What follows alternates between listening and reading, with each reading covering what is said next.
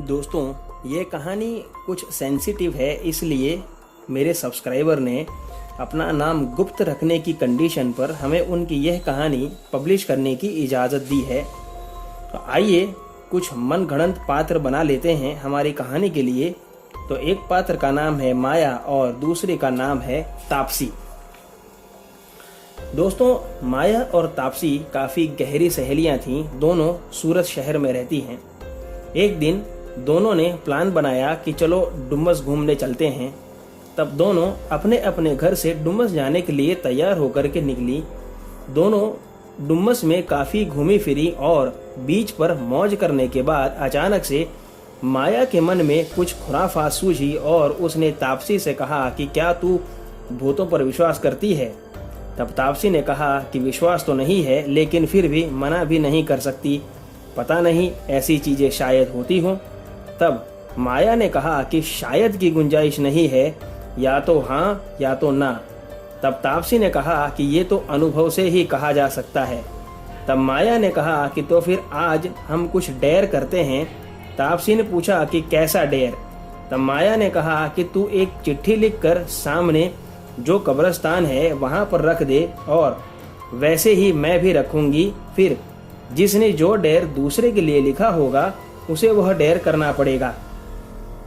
तब सबसे पहले तापसी गई और उसने एक कब्र के ऊपर चिट्ठी लिखकर रख दी, और उसके बाद माया वहां गई और उसने चिट्ठी खोली तो उसमें लिखा था कि तुम इस कब्र को चूम कर कहो कि मुझे तुमसे मोहब्बत है। तब माया ने वैसा ही किया। फिर उसके बाद माया ने तापसी के लिए चिट्ठी लिखी और एक कब्र पर रख दी। तब तापसी वहां गई और उसने चिट्ठी उठाई तो उसमें लिखा था कि तुम इस कब्र पर उल्टा लेट जाओ और 50 तक गिनती गिनने के बाद उठ जाना।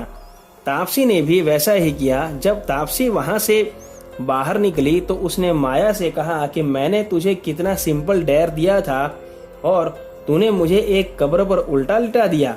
क्या मैंने तुझे कब्र पर लेटने के लिए कब कहा? मैंने तो लिखा था कि उस कब्र के पास खड़ी होकर 10 तक गिनती गिनकर आ जाना, लेकिन तूने बड़ी देर लगा दी।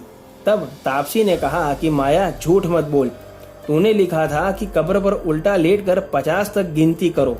तब माया ने कहा कि मैंने ऐसा लिखा ही नहीं था, उल्टा तूने मुझे कहा था कि कब्र को चूम कर कहो कि मुझे तुमसे मोहब्बत है। कोई कब्र से ऐसा कहता है क्या? तब तापसी ने कहा कि तुम झूठी हो, मैंने सिर्फ इतना लिखा था कि तुम उस कब्र के चारों ओर एक चक्कर लगा के आ जाओ।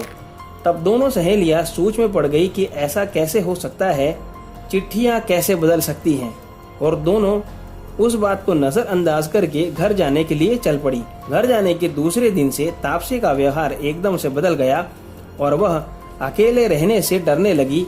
उसे हमेशा ऐसा लगता था मानो कि कोई उसके साथ ही रहता हो हमेशा। इस एहसास से तापसी पागल सी हो गई और उसने अकेले ना रहने की कसम खा ली। यहाँ तक कि वो सोते समय भी अपने माता पिता के पास ही सोने लगी, जबकि 2 महीनों में उसकी शादी होने वाली थी। तापसी का डर कम नहीं हुआ और रोज ही बढ़ने लगा, और ऐसे ही 1 महीना बीत गया। तब उसके पिताजी किसी मौलवी को ले आए, जिसने तापसी से बात करके जाना कि वहाँ उन लोगों ने क्या किया था और अब तापसी कैसी मुश्किल में पड़ गई है।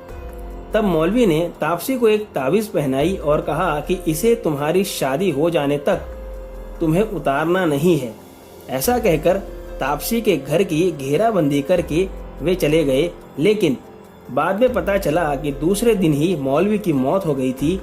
उनकी लाश उनके बेड के नीचे पड़ी मिली थी, लेकिन तापसी उसी दिन से एकदम ठीक हो गई थी। और दूसरी तरफ माया का बर्ताव एकदम अलग था। वो अकेले रहना पसंद करने लगी थी। उसे किसी से भी बात करना तक अच्छा नहीं लगता था और किसी के भी साथ बैठने में भी अच्छा नहीं लगता था। अगर कोई उसके पास जाए तो वो चिल्लाने लगती थी, यहाँ तक कि वो मार पीट करने लगती थी। माया शादीशुदा थी, लेकिन उसने करीबन 5 साल तक अपने पति को अपने साथ सोने तक नहीं दिया था।